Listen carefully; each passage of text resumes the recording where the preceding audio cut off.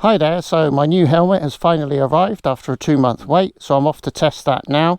And also, as you can see, we've got another rodent to relocate, so we're going to go and do that, and I'll give you a little update on what's been going on in the last week or so. Let's go. Right, so that's my little rodent friend successfully relocated. I've relocated it to an area with better scenery, better schools, better access to transport infrastructure, so hopefully it will enjoy its new location. And now we can get back to enjoying the ride and testing this new helmet. This one, yes, it's the Scorpion Covert FX. Let's go.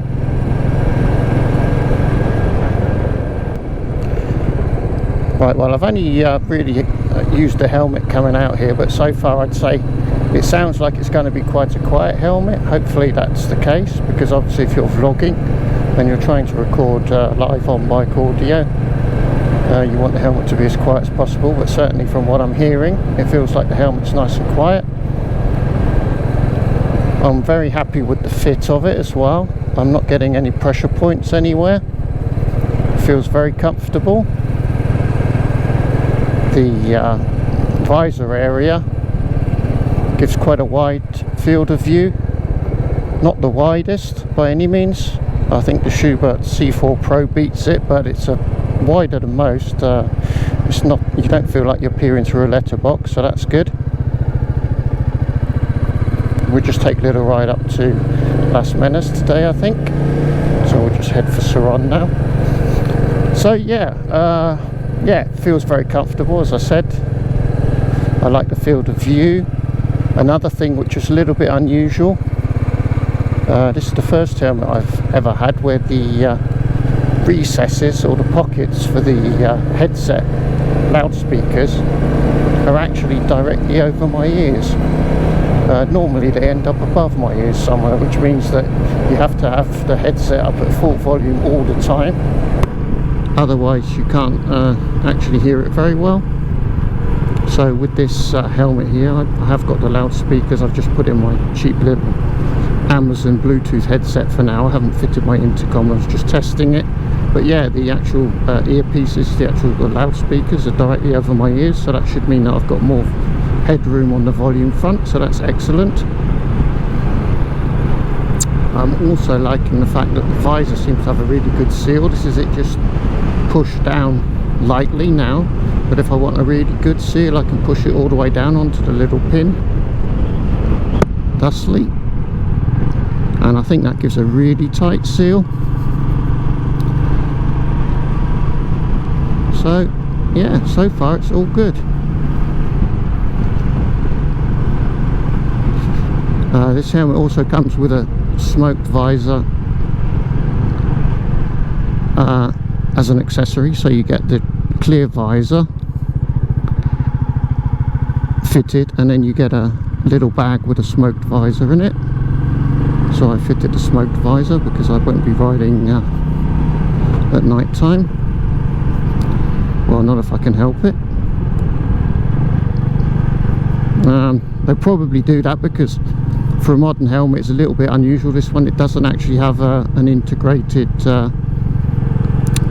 sun visor, so obviously you can have a smoked visor, or you can, I've been able to fit sunglasses into this helmet without too much issue, so it's not really a problem. But yeah, it doesn't have an integrated sun visor, which obviously these days most helmets do. But yeah, it's, I don't know, this could be the best helmet I've ever had, because it actually feels like it fits really well. It feels like it seals around my neck really well, and even when you put the headset in, there seems to be enough padding between the headset loudspeaker and your ears that you don't get the sense that the loudspeakers are being pushed into your ears, which over time becomes painful. So it looks like I might have lucked in to a good helmet. It was probably worth waiting 2 months for.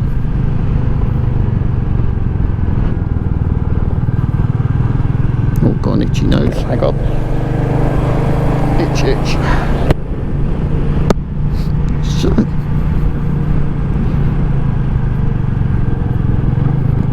yeah, so this is the lightly smoked visor. They do a black one, which I might get, you know, just to sort of make it easier to scare small children. So I'm thinking I might do that.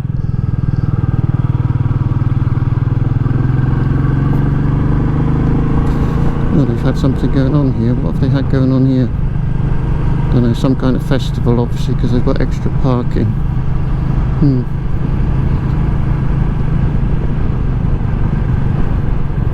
Oh, that's good. Yeah, you turn off. That would be handy, thank you. So yeah, it's been a really busy week, and this is literally the first chance I've had to test the helmet.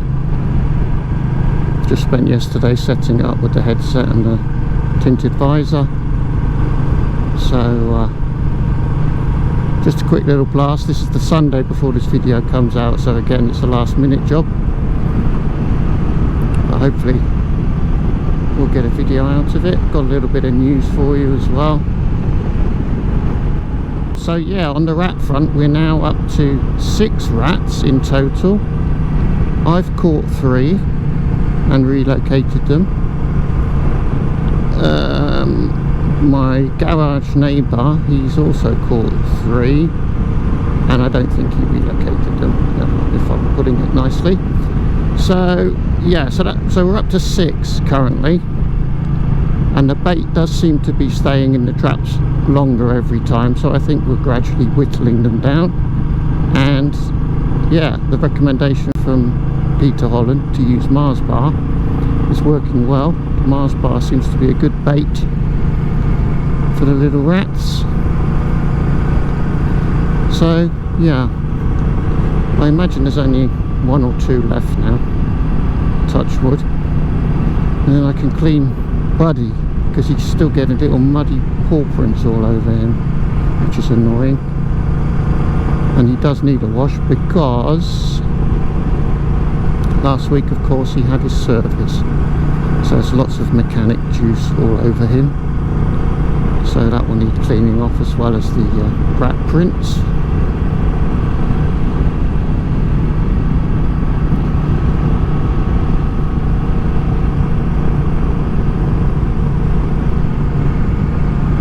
So hopefully, as long as the noise levels in the recording are okay, this helmet gets a thumbs up from me. It's highly recommended. It's quite cheap as well. It was I paid 206 euros delivered, so it's pretty good. Even now with the visor all the way shut, I'm not getting any misting at all. So they've obviously coated the visor. It is pin lock prepared, but it doesn't have a pin lock, but they've obviously put some coating on the visor. So yeah, I'm not getting any misting.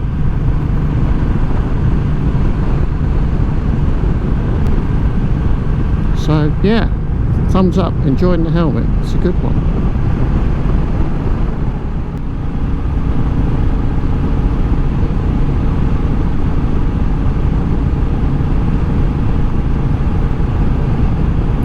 So yeah, while Buddy was getting his service done, it all went smoothly. The mechanic did point out at the end, when I picked the bike up from the workshop, sort of uneven tyre wear on the side of the rear tyre. It's a bit weird, but it's got like high and low points. I think it's a result of the tread pattern that it has, and probably spending a lot of time on the side of the tyre rather than on the centre. So he said yeah, that probably needs replacing fairly soon. So we're at 10,000, well, we're heading for 11,000 kilometers now. So yeah, at some point, probably later in the year, I'll get that rear tyre changed. The front is still okay.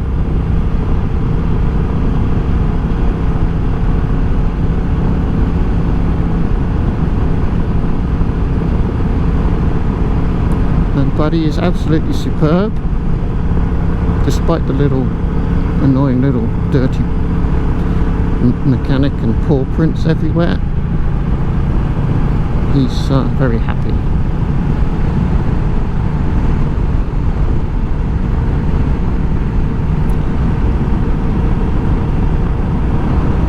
So it continues to be blustery here. I'm out very early today. It's not even 9:30 yet and the wind's already quite blustery. So I should imagine it's going to be quite stormy again by the afternoon. So yeah, the wind aggravation continues, but the earlier you can get out, the less it is, so it shouldn't be too bad at the moment. And it's getting properly hot now. We're kind of always hovering around 30 degrees. So it's again, it's better to get out early when it's not quite so hot. If you go out in the afternoon, it's more or less unbearable now. So yeah, for my videos I should be setting an alarm, which I don't like to do on a weekend obviously, but it has to be done. It's much more enjoyable to be out now where it's probably about 25 degrees than in the afternoon when it might be 32, 33, something like that.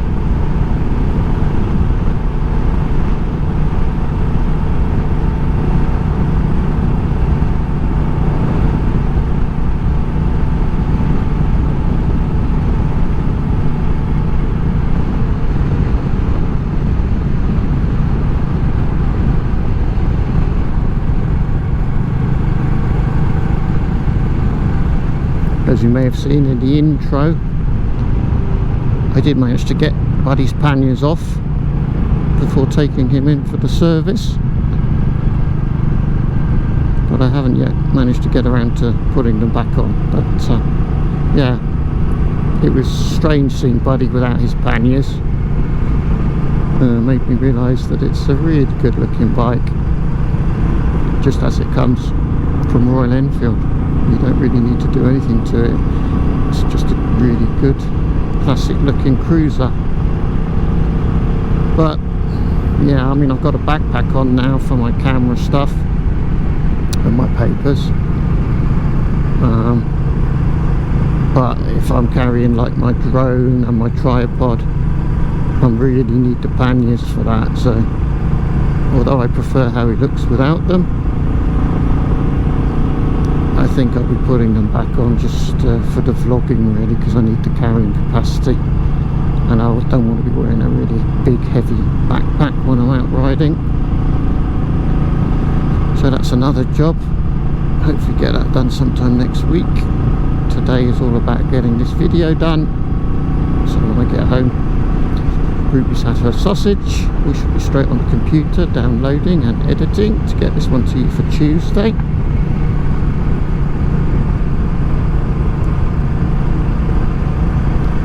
So hopefully I've got one more thing I need to sort out, hopefully next week, and then I should have done everything that needs to be done for the next month or two. It's been a really tough week again, hence why I haven't managed to record anything before now. I haven't been out at all since I recorded the last video, and now it's Sunday again, so yeah, not a mad rush job, I'm afraid. But hopefully you're enjoying this little ride up the mountain.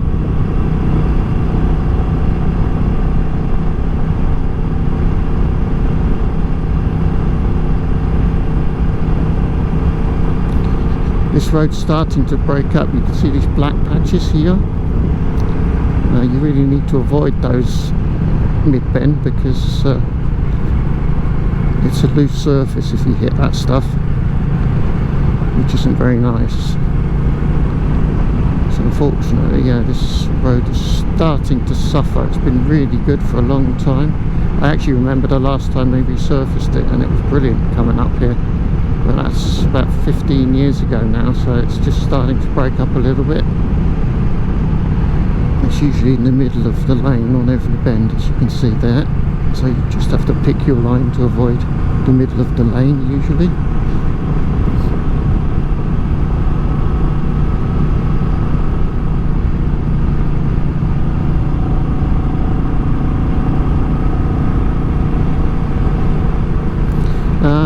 When I was at the dealers, they were talking about the Royal Enfield 1 ride, which I think is usually in September. They didn't seem to do one last year, but apparently they're thinking of doing one again this year. So if there is a Royal Enfield 1 ride from Almeria, hopefully I'll be able to do that again. And they're also trying to organise just a group ride for their customers, but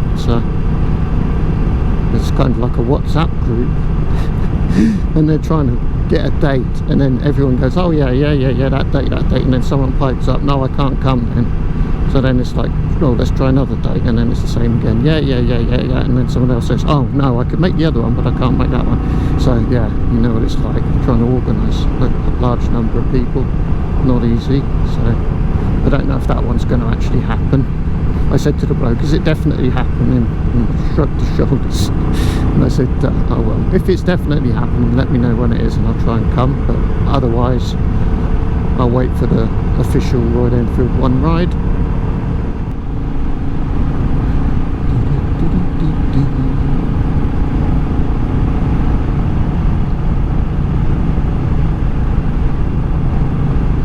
I've had to go a patch in the road in places.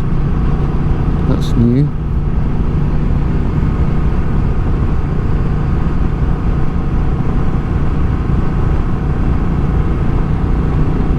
Anyway, based on the feedback from the last video, a lot of you enjoyed that road from Cala Alto to Gargal, the second attempt when we actually managed to go all the way down. It is a nice road in terms of the variety of bends. It's just a shame about the surface, but you never know. At some point they might resurface the whole thing, at which point we need to get back up there and enjoy it while we can. But I've been up around there in the winter months, and you do get some spectacular views of the mountains with snow on them. So I'm thinking in the winter we'll do that road, as long as it's not too bad up there. We'll do that road on Norman, and hopefully we'll get some nice snowy views.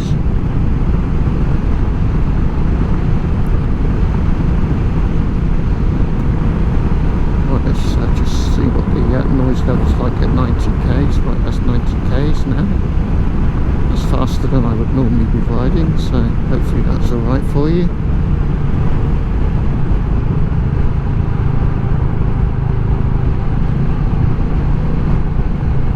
It's a really odd feeling actually, having a helmet where it's not like digging into me somewhere.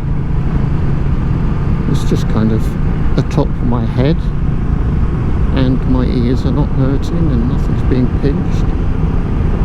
So yeah, I don't know myself, it's a whole new sensation. I look like a dead squirrel, that's a shame.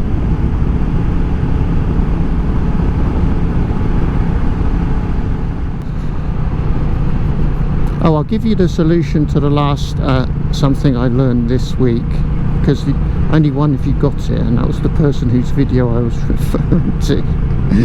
So yeah, basically the All Creatures Great and Small series being filmed in Grassington was something I learned from Ainsworth Rider, James over at Ainsworth Rider. I'll link to the Ainsworth Rider channel in the video description.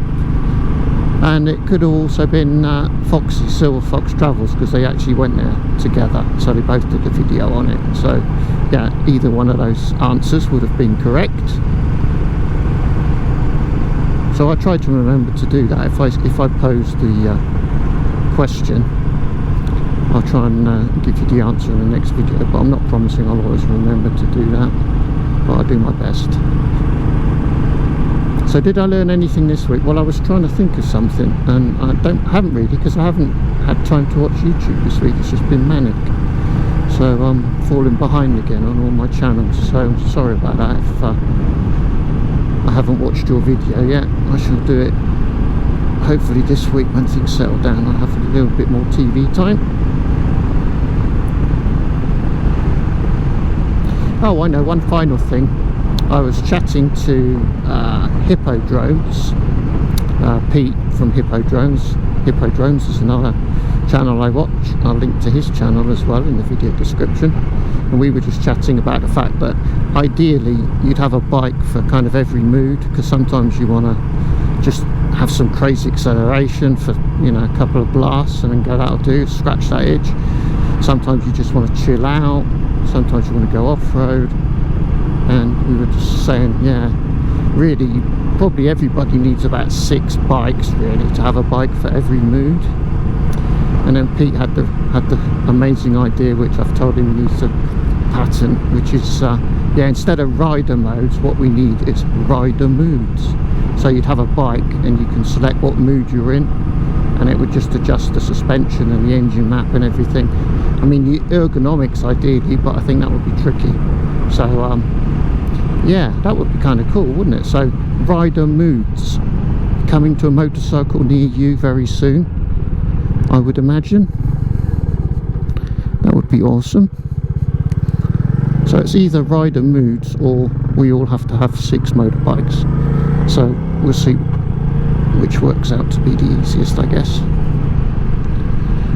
Right, well, yeah, I think that's it for now. I shall continue to test the helmet on the ride home.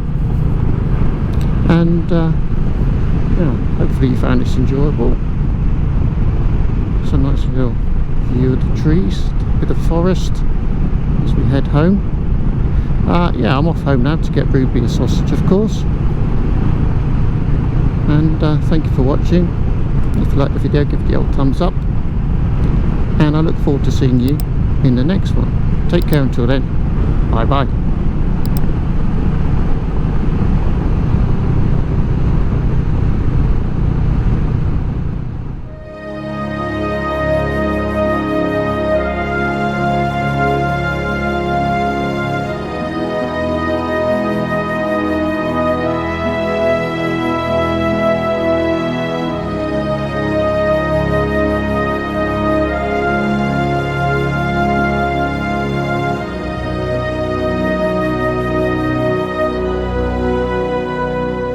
So Ruby, that's now 6 rats we found. That's a lot, isn't it? Oh, a lot of rats. Anyway, thank you for looking after the house while I was out relocating rats again. You were such a good girl. I think it's now time for sausages. And this week's sausages are from Wee Mark. Wee Mark, he's got a YouTube channel as well. Yes, he sent money for sausages and for a wee dram for Daddy. That was nice of Mark, wasn't it? Thank you, Mark. I'll link to your channel in the video description. Oh, Ruby's getting very excited about Mark's sausages. Oh, yeah, sausage. Oh, yeah, it's a Scottish sausage, Mark. Nice one from Scotland. Oh, good sausage. Sausages.